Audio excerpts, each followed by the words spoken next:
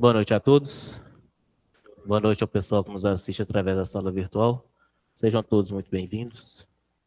Façamos a nossa prece para começarmos a reunião de hoje.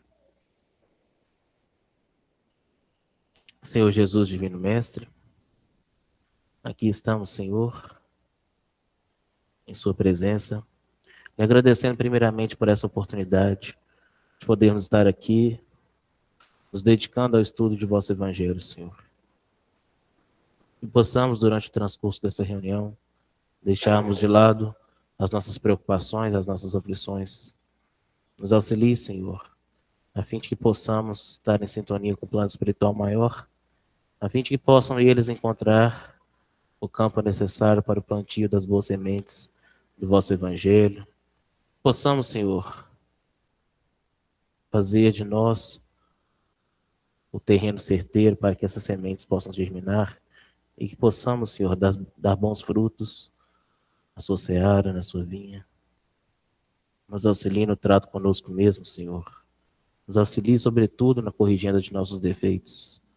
Nos auxilie ainda, a fim de que possamos aprimorar as nossas virtudes.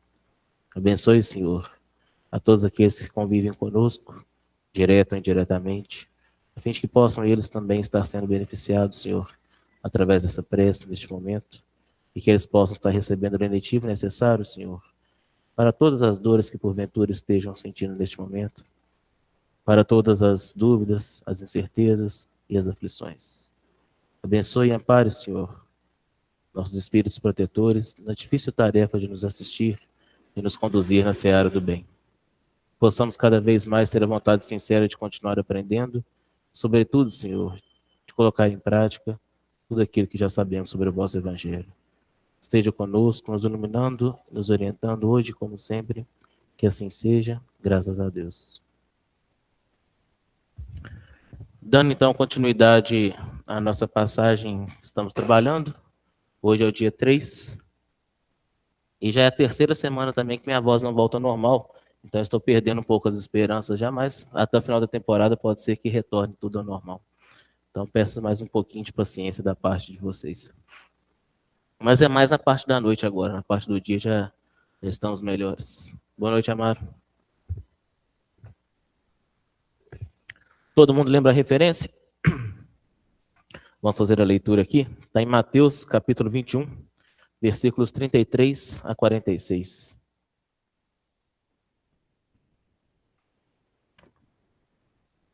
Mateus, capítulo 21, versículos de 33 a 46.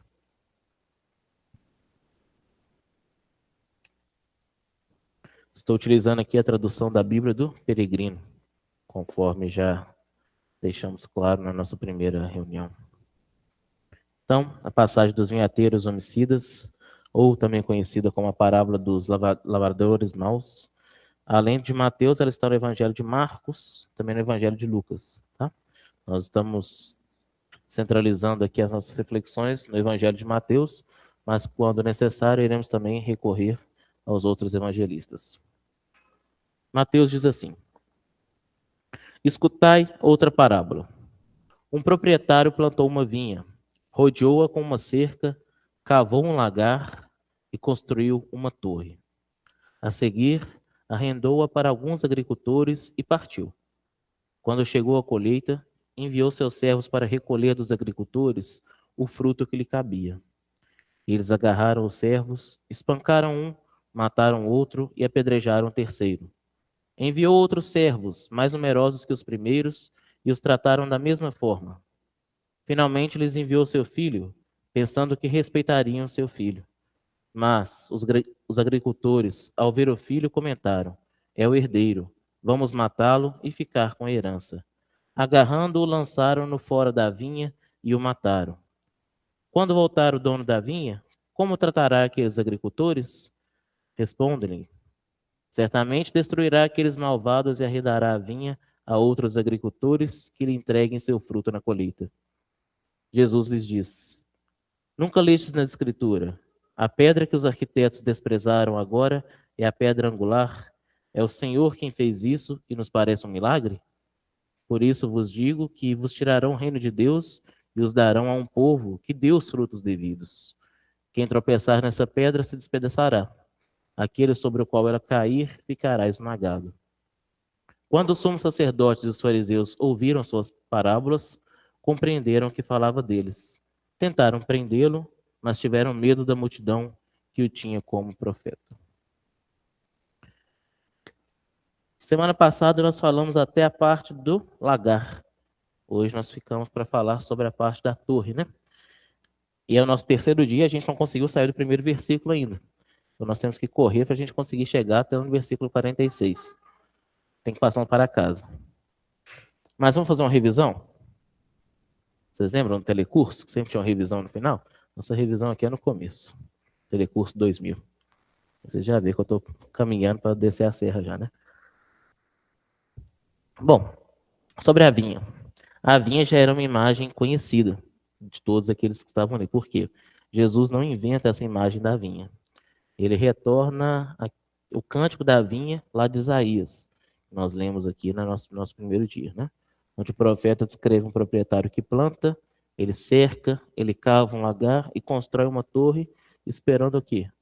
Boas uvas, e na verdade ele recebe uvas azedas, né? Isaías ainda é claro que ele fala que a vinha do Senhor dos Exércitos é a casa de Israel.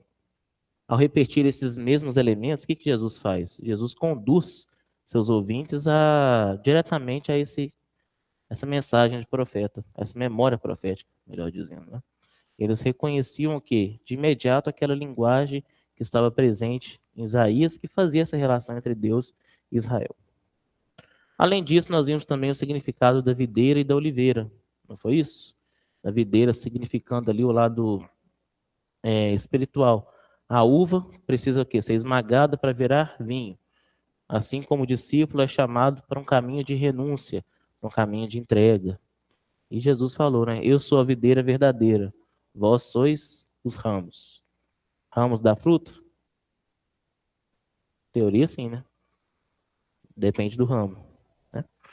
A oliveira complementa essa imagem. Por quê? O azeite, ele só gera luz quando ele é consumido. Ensinando aqui sobre a doação, sobre você se colocar em serviço do próximo, né? A videira exige, a uva exige o trabalho interior de renúncia. A oliveira, ela exige o quê? A disposição prática do servir. O que Jesus acrescenta a Isaías, que nós vimos também nas últimas semanas?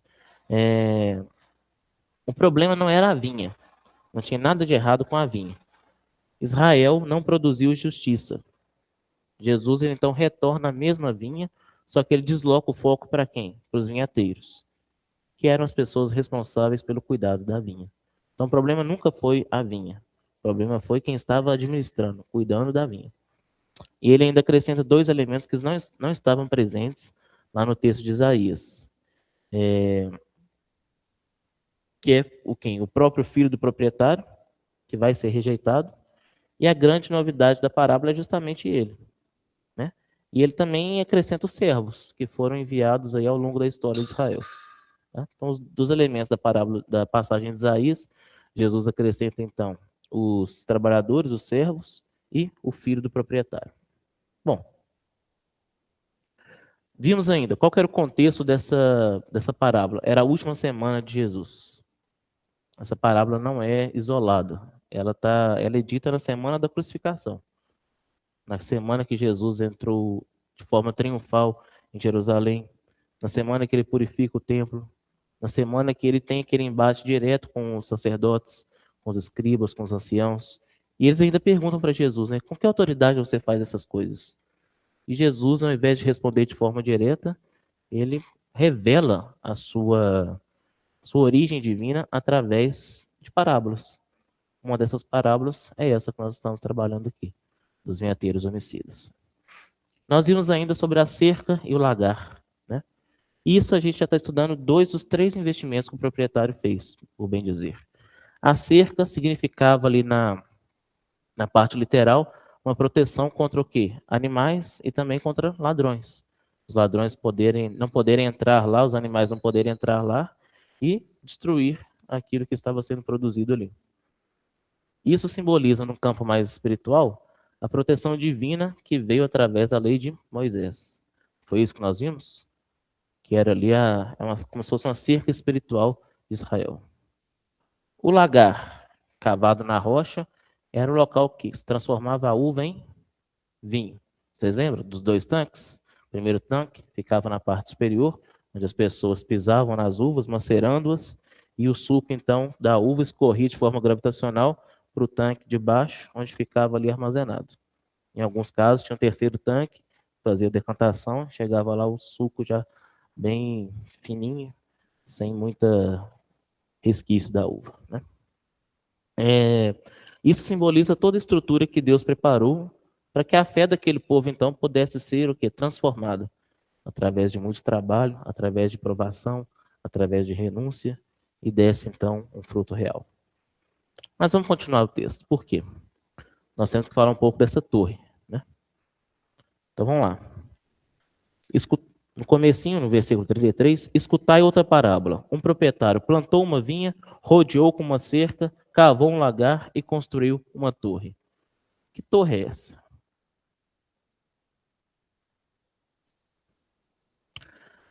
A torre, na época da Palestina aqui, ela tinha duas funções principais. A primeira delas, quem arrisca? Para que se constrói uma torre? Observar. Porque a torre é o quê? Alta. Muito bem. Então, do alto da torre você consegue ter uma visão ampla. Na época já era ideia de defesa. Justamente. Cristina está colocando aqui que a torre sempre foi colocada como instrumento de defesa, com as muralhas e tudo mais. Então, naquele ali, o vigia podia observar toda a vinha. Então, lá do alto, ele conseguia verificar tudo que estava ocorrendo aqui na parte de baixo. Com isso, ele conseguia detectar aproximação de ladrões, conseguia detectar aproximação de ameaças, quaisquer que forem elas, né? Por exemplo, animais. Durante o período da colheita, quando as uvas ficavam maduras, atraía tanto pessoas quanto animais, né? Então a torre ficava permanentemente ocupada. Sempre tinha algum vigia ali na torre ali. Só que a torre, por ela ser muito alta, o que que acontece? Imagina uma escada bem alta, uma escada de casa. O que que tem gente que faz embaixo da escada? Não tem gente que faz um depósitozinho para guardar as coisas debaixo da escada? Coloca a prateleira, faz alguma coisa com aquele espaço, né? Na época não era diferente. A torre também era usada como depósito de ferramentas. Na época daquilo que se conhece como vindima, era uma moradia temporária também dos trabalhadores que ficavam ali na vinha dia e noite. O que era vindima? Vindima é esse período de colheita das uvas. Nesse período de colheita das uvas, vindima. Vindima. Era nesse processo de catação das uvas, como ficava muito cheia a vinha, eles tinham muitas festas, muitas músicas, então fazia-se toda essa cerimônia para poder se colher as uvas. E como ficava ali muitos trabalhadores reunidos, e era turno, né? Revezamento, um ficava de dia, outro ficava de noite. Então eles revezavam dentro da torre, então eles se abrigavam ali para poder descansar. Então a torre também servia como abrigo. Além de vigia, ela servia como abrigo.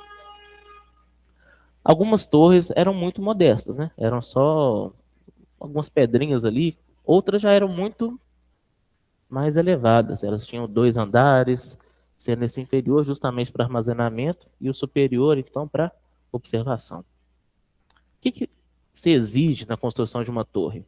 Exige pedra, exige mão de obra, exige argamassa. Já existia argamassa na época, né? Era um investimento mais visível e duradouro, porque todo mundo que de longe consegue verificar a existência de uma torre. O negócio está alto ali, né? Então, uma vinha com uma torre era uma vinha que consolidada. Nós vimos o quê? Essa estrutura toda que estava ali, o proprietário queria que essa vinha desse lucro, desse bons frutos, porque ele não construiria isso à toa. Era um investimento pesado, era um investimento duradouro. Não, nós vamos construir toda essa estrutura aqui para ter uma colheita só de uva. Não faz sentido. Era algo que deveria perdurar, então, por bastante tempo. Agora, vamos entrar mais no campo simbólico? O que significa a torre no plano simbólico? Ó o microfone, ó, só para o pessoal.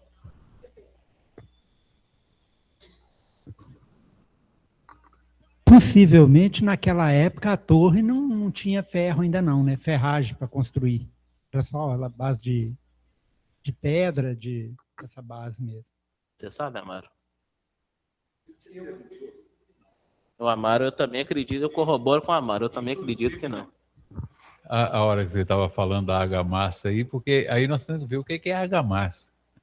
Ainda não existia o cimento também, não. Porque a argamassa, qualquer coisa que você acenda um tijolo, alguma coisa, é argamassa. Justamente. Agora tem que ver o que compõe essa argamassa. Mas era uma mistura de areia com cal, essas coisas assim na eles época. buscavam o que tinha na época. Era né? Areia, fazer essa liga para alguma poder... terra própria. Virar uma areia boa. Sim, qualquer coisa que petrificava ali já servia para a unção das pedras. Só que na época eu acredito que não tinha esse manejo do ferro como nós conhecemos hoje, tá? Estruturalmente falando. Você perguntou o símbolo espiritual? O símbolo espiritual da torre. Porque a torre, ela aponta para o alto, né? Então, ela aponta para o alto. E aí é a verticalidade dos nossos sentimentos, dos nossos desejos, das nossas buscas. Porque a horizontalidade é essa vida que a gente vive aqui. O materialismo, as questões transitórias, e a verticalidade nos convida a elevar os pensamentos, os desejos, as metas. É por aí? Justamente, também. Porque se nós formos olhar, a torre representa vigilância, não é? Nesse contexto aqui dessa história toda, a vinha representa quem? A vinha representa a casa de Israel, lembram? Isso. Nós entramos aí de carona, mas representa ali o povo de Israel. As torres. A torre, né? Vamos no singular primeiro. Qual que era o intuito da torre? Não era de vigilância? Sim, ela também põe respeito. É o cuidado. Justamente. Porque é como se fosse a presença constante da vigilância de Deus sobre o povo de Israel, que a torre representa. Porque Deus não apenas plantou. Ele, além de plantar, ele protege e equipa toda aquela vinha. E também é um ponto de observação permanente. Por quê? Quando a gente entende que é um ponto de observação permanente, a gente consegue ler isso em vários níveis. Espiritualmente falando, os emissários de Jesus, o tempo todo eles acompanharam a evolução da Terra. Tanto é que de vez em quando eles vinham, reencarnavam aqui para poder nos ensinar, para poder nos direcionar. E eles estão presentes nessa parábola aqui?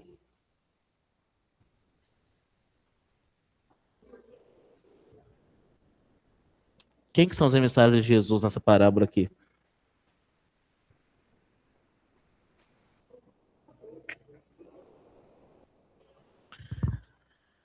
Os emissários de Jesus aqui nessa parábola são os servos que Jesus envia para poder verificar o trabalho que estava sendo produzido na vinha.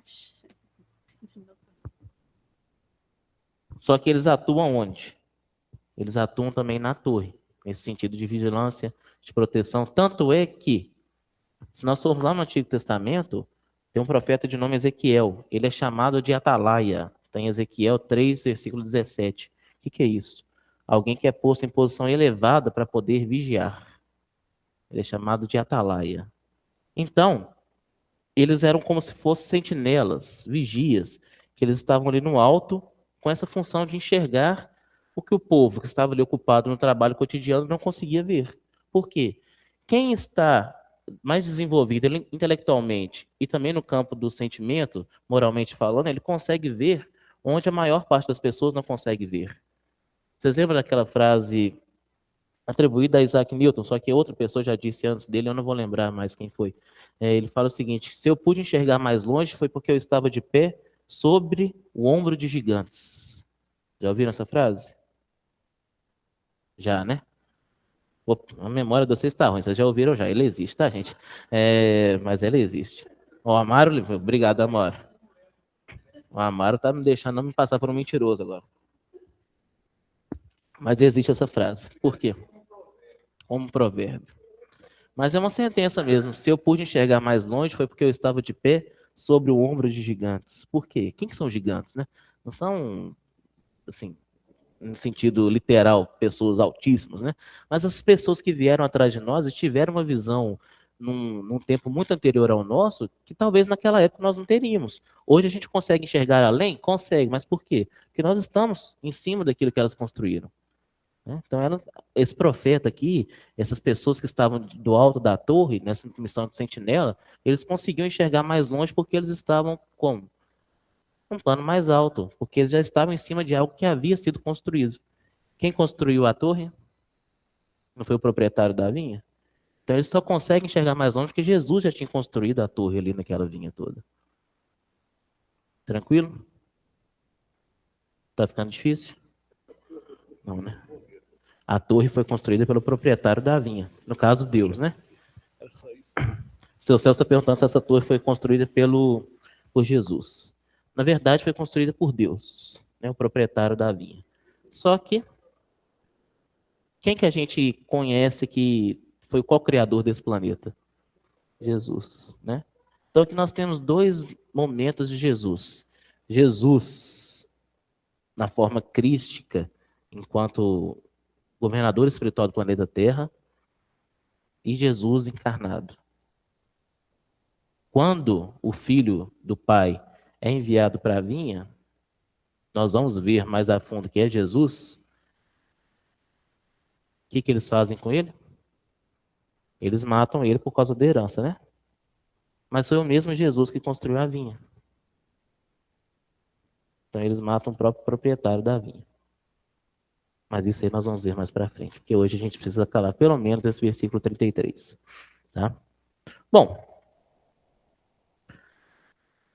numa leitura mais trazendo para o nosso interior agora, a torre ela pode simbolizar também a capacidade que Deus dá de cada alma se elevar acima do nível rasteiro das circunstâncias e observar a própria vida de um ponto mais alto, que é o que a Cristina colocou para nós agora há um pouco. Nesse plano cartesiano da vida, seria essa verticalização dos sentimentos. Né? A torre remetendo para o alto. Então, seria de nós sairmos dessa faixa da horizontalidade e conseguirmos fazer essa ascensão para um plano superior. A torre também pode simbolizar isso. Porque a gente discerne o que é uma ameaça, o que é uma oportunidade.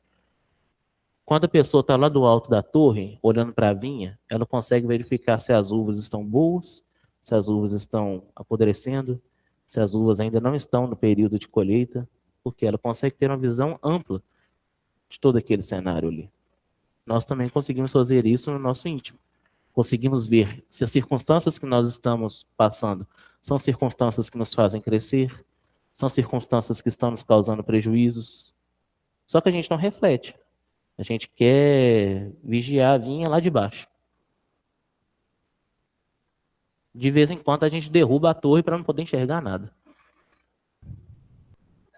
Acontece. Né? Quando que a gente derruba a torre? Quando a gente já sabe aquilo que é certo e errado, a gente sabe como analisar e a gente prefere falar assim, não vou nem lembrar que eu sei disso. Eu quero agir agora pelo meu instinto. Eu vou lá, esqueço tudo aquilo que eu sei sobre o evangelho, sobre o espiritismo, falo, não, agora eu quero viver. E numa dessa aí pode ser que fique tempo. Tempo. Mais uma hora a gente volta.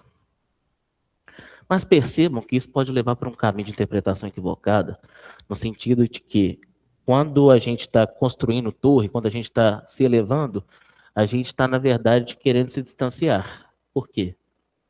Porque pode chegar eu na vida lá e falar assim, não, eu sou superiormente intelectual agora a todos. Que agora eu estou na camada acima de toda a média da população, então eu estou isolado aqui. Vocês, meros mortais, devem me venerar. Me venere, seu Celso.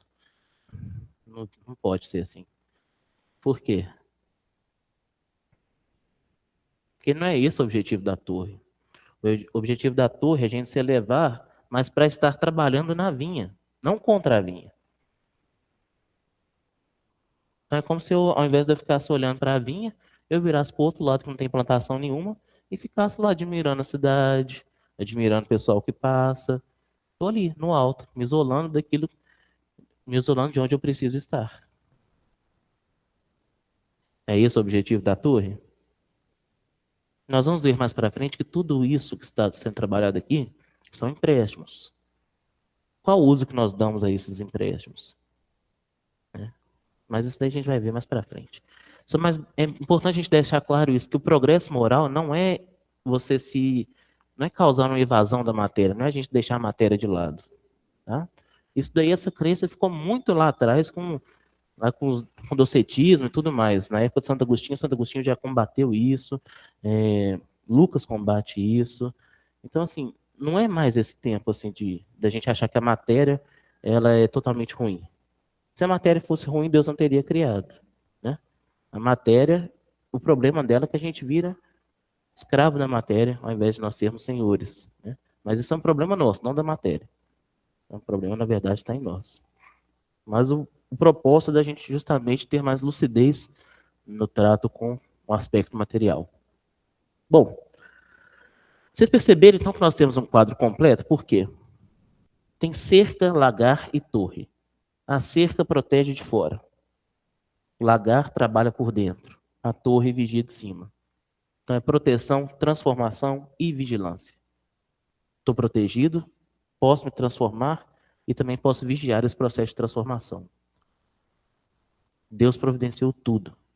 Os lavradores, em nenhum momento, eles podiam alegar que faltou alguma coisa para eles conseguirem o trabalho, fazer o trabalho deles. Por quê? Tinha tudo que eles precisavam. Tem tudo. Tem um lagar? Tem. A gente consegue trabalhar? Consegue. Ah, mas pode ser que a gente vai sofrer alguma invasão. Não, tudo bem, vamos cercar. Não, mas se eles quiserem pular a cerca, vamos deixar um vigia lá no alto, cuidando de tudo. O que vocês precisam mais? Só ir lá e trabalhar. Só isso. Ainda assim, não deu certo. Diga, Amaro. Só um minutinho, Amaro. Que você está colocando aí que a vinha tinha tudo, nós tínhamos tudo na vinha. E uma vez eu estava num estudo e que foi colocado para a gente levar para a próxima semana. Se eu encontrasse com Deus hoje, o que eu pediria para Ele? Então, você olha assim, é uma pergunta fácil de fazer, né? Mas quando você vai analisar, você já tem tudo. Porque nós viemos para cá completo. Nós vamos aprendendo a valorizar o que nós recebemos.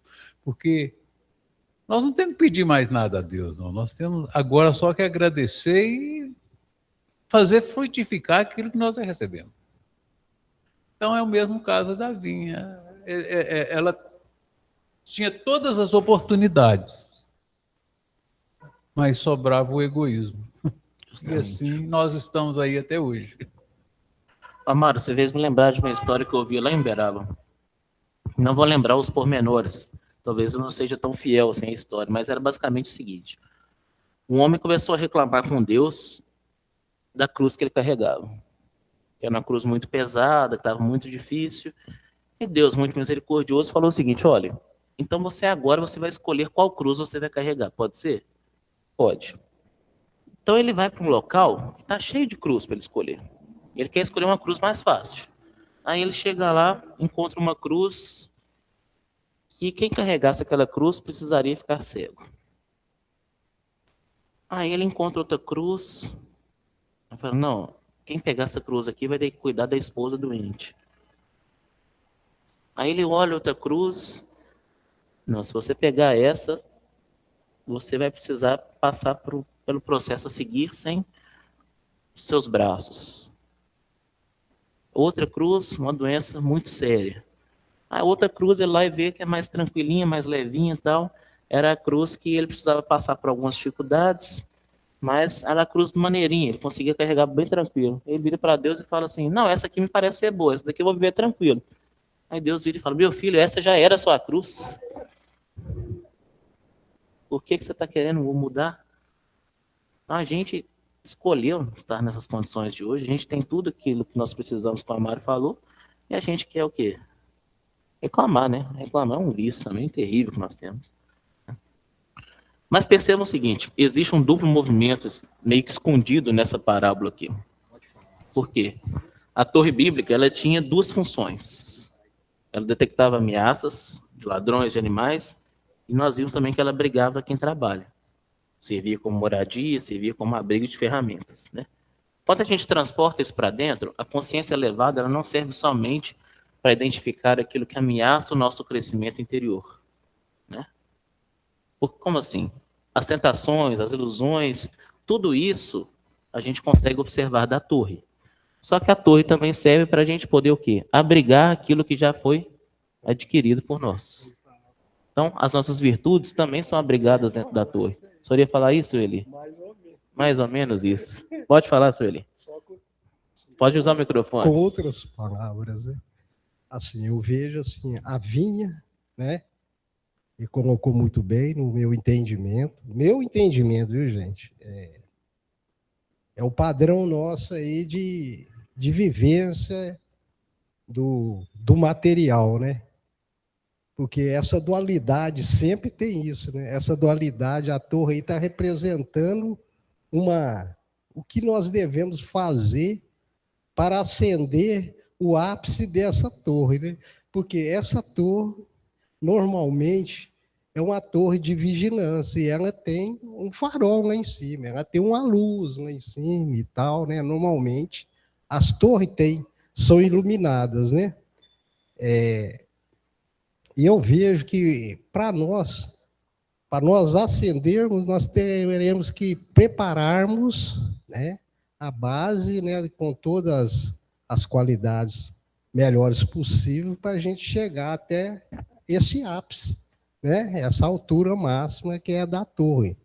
Então, é uma modificação, né, é uma mudança do material, da vinha, nós aqui embaixo, né, o que Deus nos deu tudo aqui, e Ele está esperando que nós chegamos a essa torre, a altura, com a questão espiritual, né? Com as qualidades e tudo mais, espiritualmente falando. É nesse sentido que eu tenho esse entendimento. Né? Muito bom. Muito bom. Então, nesse sentido aí que o senhor está falando, a torre também serve para a gente abrigar aquilo que nós já conquistamos. As ferramentas que a gente já tem para a gente poder conseguir trabalhar. Mas pensemos o seguinte, a torre, se a vinha está aqui no plano, a torre é construída para cima, não é? E o lagar? Para baixo. Um para cima e outro para baixo. Conseguem ver a dualidade? A vinha está onde? No meio, no nível do solo. Então, o proprietário trabalha justamente nas duas direções, partindo dela.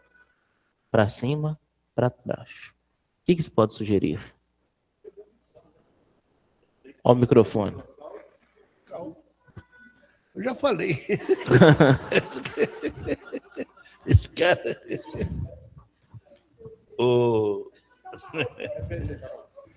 Eu acredito que isso que você está perguntando, eu vejo como sendo a evolução humana, que ela deverá ser vertical e horizontal, não é? Perfeitamente. Eu vejo por aí. Mas o plano aqui, ao invés de nós trabalharmos somente com vertical e horizontal, nós estamos trabalhando com vertical abaixo da linha horizontal. Concordam? Porque o lagar, ele é feito abaixo do nível da vinha. O que isso significa? É como se o lagar cavado para baixo, ele significasse aí um mergulho interior. Uma descida profunda, e às vezes que a gente gosta muito de evitar, no conhecimento de si mesmo. Esse aprofundamento interior. Que acontece quando? Onde, que é melhor dizendo? Acontece nas camadas mais íntimas da alma. E é lá que acontece o quê? A transformação. É lá que acontece o esmagamento. O esmagamento da uva, a maceração da uva, ocorre no nosso interior. lá no cantinho escondido da alma. Por isso que a gente não consegue fazer ninguém mudar, nem Jesus. Jesus incentivava, o magnetismo dele emocionava muitas pessoas. Agora a transformação só consegue partir de quem? De nós mesmos. Porque ela nasce lá no fundo da alma. É preciso haver esse trabalho de maceração da uva. É preciso que o lagar esteja em funcionamento. Então a uva, ela desce ao lagar para ela ser o quê? Desfeita, e então ela se renasce. Ela renasce como vinho. Né? É o caminho aí da interiorização. É o caminho da aprovação. É o caminho da humildade. Da morte do velho, para que o novo, então, possa surgir no local. Em termos espirituais, é como se nós estivéssemos falando do quê? Da reforma íntima. Porque reforma íntima, gente, ninguém vê nós fazendo. Ah, não, hoje o Amaro, ele lutou o dia inteiro para ser uma pessoa melhor num defeito que ele, porventura, tem. Não sei se o Amaro tem defeito. Então ele está lá trabalhando, ninguém vê. Agora, se o Amaro ajudasse uma pessoa precisando na rua, todo mundo vai ver. O pessoal fala, nossa, Amaro, muito bom, bate no ombro do Amaro, né? Então aquilo ali gera aplauso, gera reconhecimento. Mas às vezes o Amaro fez aquilo ali sem importância nenhuma. O que está importando para o Amaro mesmo é aquilo que está travando com ele lá no íntimo dele. E isso ninguém vê. Está lá no lagar, está debaixo do pano da vinha. É ali que ocorre a verdadeira transformação. Pois não, Rita? Eu queria falar, realmente dessa transformação que ela ocorre mais abaixo, né, da vinha, porque nesse momento que a gente batalha, porque na facilidade a gente não vai crescer, a gente ainda não consegue crescer, né, na facilidade. E a gente então precisa, né, desse esforço, essa coisa aí que nos coloca para baixo, para a gente poder erguer com firmeza. Justamente. Muito bom. E é interessante que... Vocês já viram esse processo de maceração de uva para poder fazer vinho? Não é algo muito rápido. Porque a maceração ela é feita manualmente, ali, de forma artesanal. E às vezes a gente quer mudar rapidamente. É aquilo que a Jussara falou semana passada, né? O que adianta a gente falar assim, não, agora eu acabei de ler a Bíblia, eu vou colocar tudo em prática. Né? Então a gente começa a falar mansinho com os outros, a gente começa a falar, não, esse é um sentimento egoísta, eu não tenho. Né? Então, só que essa evolução, ela é muito rasa, ela é muito superficial. Por quê? Na menor oportunidade, a gente desequilibra. E volta tudo de novo. Todas as nossas imperfeições voltam com força. Depois vocês dão uma lida lá na parábola do semeador, né? Sobre onde que estão caindo as sementes. Mas e a torre? A torre, ela está sendo erguida para cima, representando então uma elevação consciencial. Né? Nós estamos elevando nossa consciência. O que é isso? É a capacidade de subir acima do imediato. É a capacidade que nós temos que ter de enxergar mais longe, de ter visão ampla.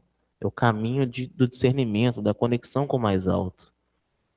Por quê? Se a gente se deixa levar pelas emoções, pelas complicações, a gente se desespera. O que aconteceu com Pedro quando ele teve medo na hora que Jesus estava com ele lá andando sobre as águas? O que Mateus fala? Então, Jesus chamou Pedro, fala, né? Senhor, se és tu, manda-me ter contigo. Jesus disse, vem. Pedro começa a andar sobre as águas e Pedro, tendo medo, afundou. Jesus vira e fala, né? Homem de pouca fé, por que duvidastes? Se Pedro tivesse mantido essa vigilância, essa capacidade de subir acima do imediatismo, ele tinha conseguido permanecer ali acima das águas. Né? O problema dele foi o mesmo problema nosso, a nossa vacilação na fé. Agora, os dois movimentos juntos, eles simbolizam muito bem uma integralidade espiritual. Como assim? Não existe elevação verdadeira sem aprofundamento, nem aprofundamento sem elevação. Como assim? Primeira parte é fácil de entender. Não existe elevação verdadeira sem aprofundamento. Tenta construir uma casa de 2 andares, 3 andares, sem fundação. Cai. Cai. Se vocês não quiserem fazer o teste com casa, faz com palito, tá? Melhor. Agora é o seguinte, se eu aprofundo sem me elevar, o que acontece?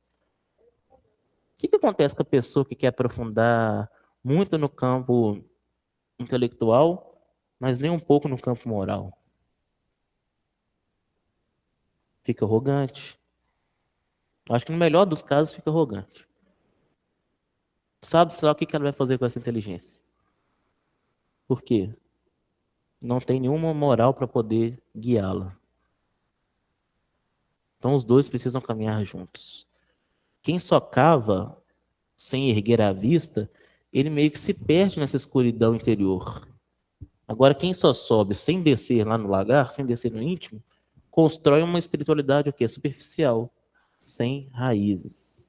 Os dois casos são problemáticos. Só que ambos estão no mesmo fundamento. Vou deixar o seu Celso falar, daqui a pouco a gente entra nisso. Pois não, seu Celso.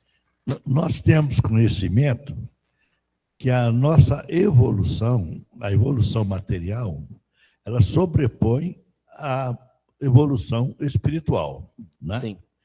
O homem vai crescendo, crescendo materialmente, mas ele necessita da espiritual. E em termos de importância, acho que tanto uma quanto a outra é importante, né? Eu acredito. Mas, mesmo assim, eu acho que a espiritual ela deverá superar a material, certo? Certo.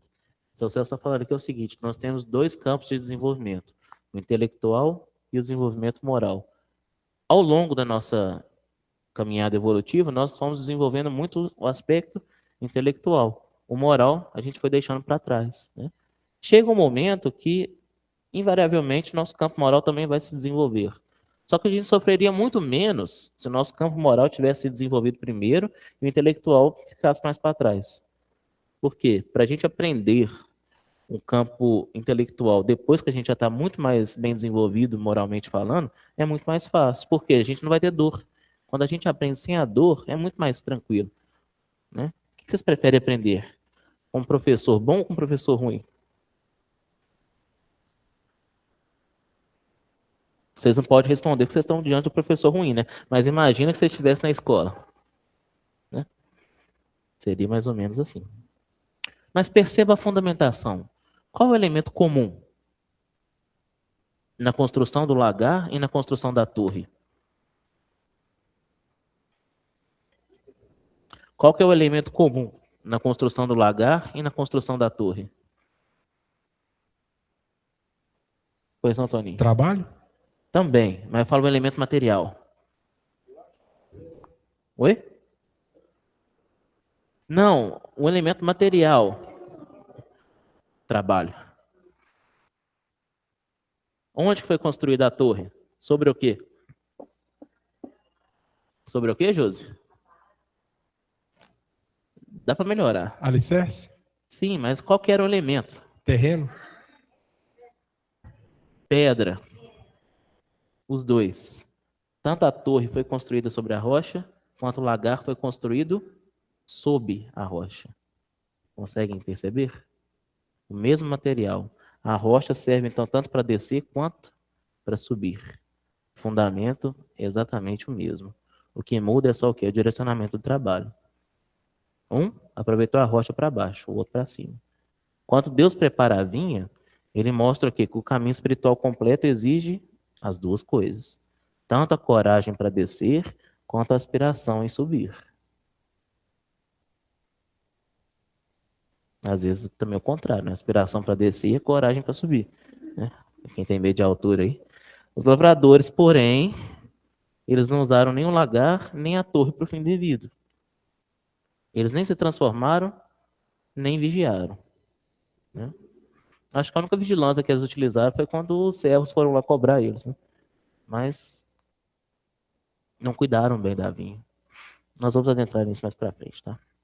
Agora, a rocha no universo bíblico, vocês já ouviram falar dela várias vezes, né? Porque é um simbolismo muito consistente. É o fundamento inabalável, é aquilo que não muda, que resiste ao tempo, que sustenta tudo aquilo que se constrói sobre ele ou se escava dentro dele, no nosso caso aqui, né? Lá no livro de Deuteronômio, Deus é chamado de a rocha, Tessur. Tem Deuteronômio, capítulo 32, versículo 4. Cujas obras são perfeitas. E os salmistas vão repetir isso várias vezes, tá?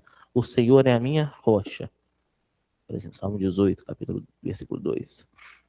Então, quando o proprietário cava o lagar na rocha e ergue a torre com pedra, a mensagem subjacente, vamos dizer assim, é que tanto o movimento de descida quanto o de subida são ancorados em Deus, né? Deus é a âncora dos dois movimentos, simbolicamente falando.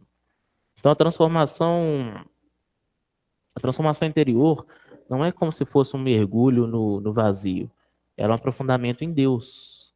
Tá? A elevação da consciência não é uma fuga para algo abstrato assim. Ela também é uma ascensão sustentada por Deus. E a rocha é o que dá segurança nos dois sentidos. Então, tanto a descida do lagar é feita através da rocha, que é Deus, ou seja, voltando-se para Deus, quanto a ascensão da torre também é construída sobre Deus, sobre a rocha. E quem que era a rocha? Nós temos um exemplo no Novo Testamento. A Josi. Pedro. Ah, tá. O microfone vai chegar aí. Na hora que a Josi levantou o dedo, que eu perguntei quem que era a rocha no Novo Testamento, ela levantou o dedo, eu achei humildemente que ela falaria que era ela. Não. Ai. Até bati a boca aqui. Boa noite, gente. Tudo bem? Você estava falando aí, eu fiquei pensando aqui, né? Você falou a questão da rocha, da firmeza, dela ser dura, né? Sim. Na questão assim eu fiquei pensando em Pedro. Pedro é rocha. E aí, na simbologia, assim, para a gente entender que essa rocha, apesar dela ser firme, mas ela pode ser transformada. Porque Pedro foi transformado pela mensagem de Jesus. Então, quer dizer, essa rocha aí também, ela pode não só ficar firme, mas ela também pode ser transformada. Se alguém tiver dúvida disso, basta olhar alguma das esculturas. Michelangelo, por exemplo. Exatamente. Certa feita perguntaram para ele assim, como é que ele fez aquela escultura de Davi? É Davi? Davi, né? Aí ele vira e fala assim, não, mas foi fácil, porque ele já estava lá, só fui tirando os excessos. Né? Já estava ali, só foi tirando o que não precisava. Agora, olha só que interessante. Jesus vira para Simão Pedro e fala, Pedro, tu és pedra, tu és Pedro, e sobre essa pedra edificarei a minha igreja. Vocês lembram disso? Mateus 16. Tu és Pedro, e sobre esta pedra edificarei a minha igreja. O que ele está fazendo aqui? Ele está usando o mesmo campo simbólico. Por quê? Petros, pedra, rocha. O que Pedro tinha acabado de fazer nessa época aqui? Vocês lembram o contexto dessa passagem? Jesus pergunta, e vós, quem dizes que eu sou? Pedro, tu és o Cristo, o Filho de Deus. É por isso que Jesus fala, tu és Pedro, e sobre essa pedra edificarei minha igreja. Por quê? Ele confessa que Jesus era o Cristo. A rocha ali não é Pedro como personalidade humana. É aquilo que Pedro simbolizava naquele momento, que é a fé viva, o reconhecimento interior da verdade do Cristo. Pedro, naquele momento, ele expressa algo que veio do profundo ali, que era a revelação do Pai, não da carne. Ele aponta o quê? Para o alto, para o reconhecimento do Filho de Deus. Conseguem perceber isso? Porque Pedro ali, depois disso, ele vai vacilar. Ele vai negar Cristo 3 vezes. Mas por que Jesus fala naquele momento que ele edificaria a igreja dele naquela pedra? Porque naquele momento ele foi portador da verdade divina. Ele foi muito feliz na colocação dele. Tá? E há um paralelo notável nisso tudo. Por quê? Jesus já sabia que ele ia mudar perfeitamente. Mas olha só que paralelo interessante. Na vinha, a rocha é um elemento que o quê? Já estava lá antes do proprietário começar a trabalhar. Ele não fabricou a rocha, ele trabalhou nela e com ela. Ele não constrói a rocha. Da mesma forma é a nossa fé. A fé não é invenção humana. É algo que Deus já coloca na constituição da alma. Já nasce no nosso íntimo. Agora, o que o ser humano faz com essa fé? Ele precisa o quê? Cavar ou construir sobre ela. E Pedro, como rocha, representa justamente o quê? O ser humano que se torna fundamento quando ele permite que Deus opere, trabalhe nele nas duas direções. Quando ele aceita ser cavado por dentro, que é essa transformação, que é esse lagar, e quando ele aceita ser erguido, nesse sentido de vigilância, no sentido da torre. A trajetória de Pedro vai exemplificar isso muito bem. Ele precisou descer lá no fundo da vergonha e da negação dele, por exemplo, a ascendência de Pedro. Porque, gente, imagina o quão vergonhoso deve ter sido para Pedro de ter negado Jesus, né? Meu mestre me alertou sobre isso, eu fui lá e fiz da mesma forma. Imagina. A consciência deve cobrar, né? Qualquer um de nós que já tem um pouquinho mais de lucidez, se a gente faz uma coisa dessa, a gente vai se cobrar, né? Imagina Pedro, que convive diretamente com Jesus ali. E ele foi cavado, literalmente, assim, em termos... Literalmente não, né? Simbolicamente falando, assim, mas literal em termos espirituais. Por quê? Para depois ele ser erguido como líder daquela comunidade cristã nascente, ele teve que fazer um processo de transformação interior muito grande. Ele não nasceu pronto, né? E o que é mais... Já vou te passar, Cristina, mas o que torna isso ainda mais marcante na parábola? É o contraste. Por quê? A rocha estava à disposição dos lavradores da mesma forma como estava à disposição do proprietário da vinha, da mesma forma como estava à disposição de Pedro. A diferença é o quê? Pedro deixou se trabalhar por ela. O proprietário da vinha utilizou aquela rocha para construir uma vinha. Os lavradores não. Eles viram aquele elemento e falaram assim, não vou utilizar nada disso. Então, eles tinham os elementos necessários. Pois não, Cristina? Você já me contemplou bem, mas quando eu leio ou escuto essa fala do Cristo com Pedro, eu tenho uma sensação, mais do que uma impressão, é uma sensação íntima de que ele estaria dizendo assim, com outras palavras, olha, você ainda vai ter algumas dificuldades, mas no seu caminho você tem uma missão, você tem uma tarefa a desempenhar, e você vai dar conta dela. Ou se vai dar, não sei, mas você tem condições íntimas de dar conta, porque chamar Pedro de pedra não é pouca coisa, e ele só fez isso com Pedro. Ele tinha 12 colaboradores. E aí, quando a gente vê, você já avançou, por isso que eu acho que eu fui contemplada, a gente vê que depois que Jesus retorna ao plano espiritual, desencarna, depois que ele faz aquelas aparições todas, ele deixa os apóstolos trabalharem. E nós vamos ver que a postura de Pedro ela é essencial, né? Quando Paulo chega e fica naquele atrito de ideias com Tiago, né? E interessante que Pedro vai fazendo essa posição de liderança, mas uma liderança pacífica, porque o tempo todo ele ficava lembrando a todos, né? Olha, eu neguei o Senhor 3 vezes. Ele vai falando, ele vai se recordando das suas dificuldades e ele se torna essa pedra angular, vamos dizer assim, né? Uma pedra angular, uma referência, não ao nível do Cristo ou do Pai, claro, mas uma referência para aquele momento. Então, eu acho muito especial essa fala de Jesus com Pedro. Dizendo assim, olha, mesmo que você não entenda agora, mas lá na frente você vai entender que você tem uma tarefa, e eu confio em você, mesmo sabendo que você ainda tem as suas instabilidades, né? As suas dificuldades. Justamente. Você me fez lembrar, depois vocês puderem assistir, é muito bom. Tem um seminário do Haroldo no YouTube que chama Trajetória de Simão Pedro. Ele é dividido em parte 1, parte 2. Deve dar umas 2 horinhas, tudo. É mais antigo, tá, gente? Eu assisti pela primeira vez, acredito eu que tem uns 10 anos, por aí. Então deve ser lá de 2014, não sei se eu vi na época que postou, se tem uns 2 aninhos, mas assim, dá para assistir, sabe? A qualidade não é das melhores não, mas dá para assistir. Tá lá no YouTube, lá, Trajetória de Simão Pedro. Mas o que a gente percebe para a gente tentar fechar esse versículo 33 aqui? Olha, um proprietário plantou uma vinha. Tranquilo, né? Só que ele rodeia ela com uma cerca, com um lagar, ele cava um lagar e constrói uma torre.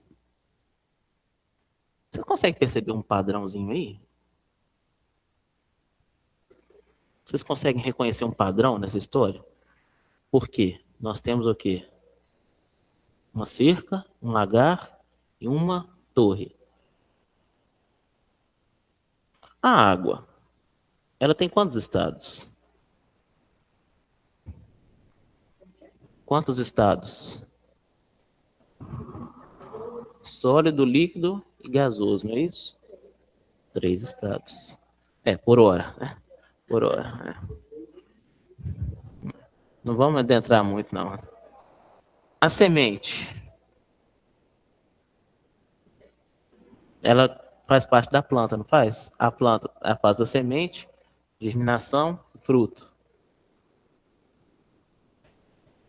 O tempo, passado, presente, futuro. Olha, a vinha estava lá. Depois de plantar a vinha, o proprietário rodeou com uma cerca, cavou um lagar, construiu uma torre. O plantio da vinha é um ato de fundação. É a criação em si, o ponto zero. Tá? A vinha já existe. Então, sobre ela e para ela, ele faz 3 coisas. Ele cerca, ele cava o lagar, ele constrói a torre. Quando ele cerca, ele está fazendo o quê? Um ato de preservação. Proteger aquilo que foi criado para que tenha o quê? Condições de se desenvolver. Nós vimos semana passada. É o meio, é o cuidado contínuo, é a sustentação, é o amparo de Deus. Ele cava o lagar, é o gesto da finalidade. Prepara o destino do fruto, o lugar onde aquilo que cresceu se transforma em algo superior, é o fim, é o propósito, é a razão pela qual tudo começou. Né? Deus espera o fruto, nós vimos isso. Ele constrói uma torre, é o gesto do quê? Da consciência. Ele eleva um ponto de observação de onde se possa acompanhar todo o processo. Consegue discernir ameaças, avaliar o amadurecimento. Então, é como se fosse uma supervisão amorosa de tudo aquilo. Então, ele cerca, ele cava o lagar, ele constrói uma torre. Só que tem um detalhe interessante, por quê? Como que acaba esse versículo? A seguir, arrendou-a para alguns agricultores e partiu. Quando ele arrenda, ele está entregando a posse daquela vinha? Quem já viu o Globo Rural aí? Já viu que tem gente que tem terra, mas não planta na terra? E o que eles fazem com a terra? Arrenda. A terra deixou de ser dele? Não. Arrendar é diferente de vender, é diferente de dar. O proprietário continua sendo o dono. Os lavradores, eles recebem o quê? O uso, o trabalho, o usufruto, mas não a posse. Isso é fundamental, porque a vinha nunca deixou de pertencer ao proprietário. O que ele transferiu de lá foi o quê? A responsabilidade operacional, mas não a titularidade. Então, os vinhateiros aqui, eles são o quê? Administradores, não proprietários. Espiritualmente falando, o que isso significa? Deus confia ao ser humano o quê? O cuidado de algo que continua, na verdade, sendo dele.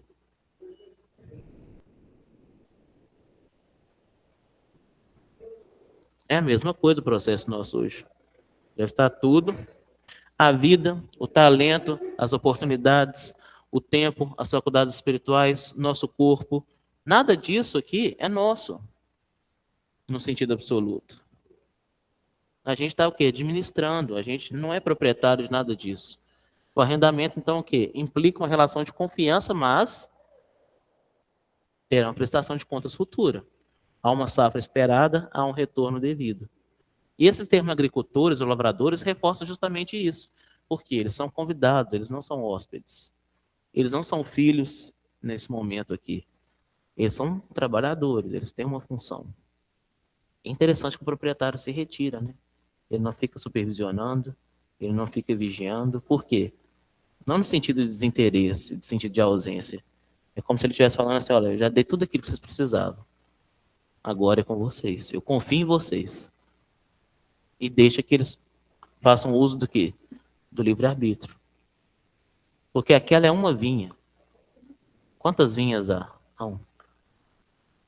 Não existem muitas moradas na casa do Pai?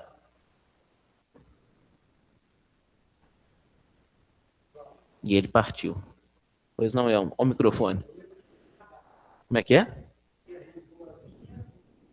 Se ele arrendou a vinha, tem que dar fruto. Justamente, nós temos que prestar conta de tudo aquilo. Tudo mesmo que nos foi confiado, tá? Tem uma frase no Evangelho segundo o Espiritismo, que é no sentido assim, não vou lembrar agora o trecho certinho, mas o final fala: que fizestes do filho confiado à vossa guarda? Desde criança eu guardei essa frase assim, no sentido de tudo aquilo que acontece na nossa vida, né? O que a gente fez daquilo que Deus confiou pra gente. E cada vez que eu penso nisso, dá um peso de consciência, porque, né, tanta coisa que a gente recebe, tanta coisa que a gente faz mau uso. Mas semana que vem a gente inicia as reflexões em torno do versículo de número 34. Então, caminhando para o encerramento, né? Aqui, agora, continuaremos durante o sono físico, né? Obrigada, Cláudia. Reflexões interessantíssimas, muito interessantes, né? Muito bacana a escolha dessa passagem, viu? Deus te abençoe, te fortaleça e te inspire, viu?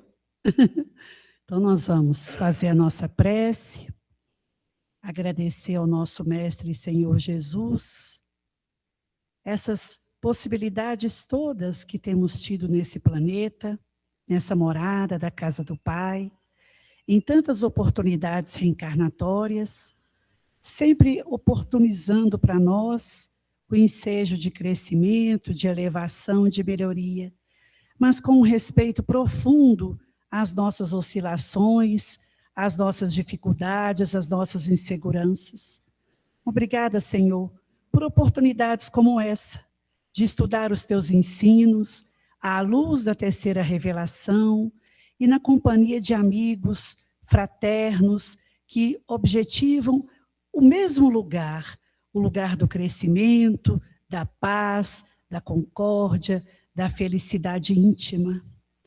Então, em teu nome, juntamente com os coordenadores que dirigem esta reunião, esse trabalho, nós rogamos autorização para a gente interromper aqui no plano físico, nesse momento, o estudo, mas saindo daqui com a mesma disposição de continuar refletindo e colocando em prática, aos poucos, o que nós formos dando conta. Muito obrigada, Senhor. Fica conosco como tem estado sempre. Que assim seja. Boa semana para todos. Até terça.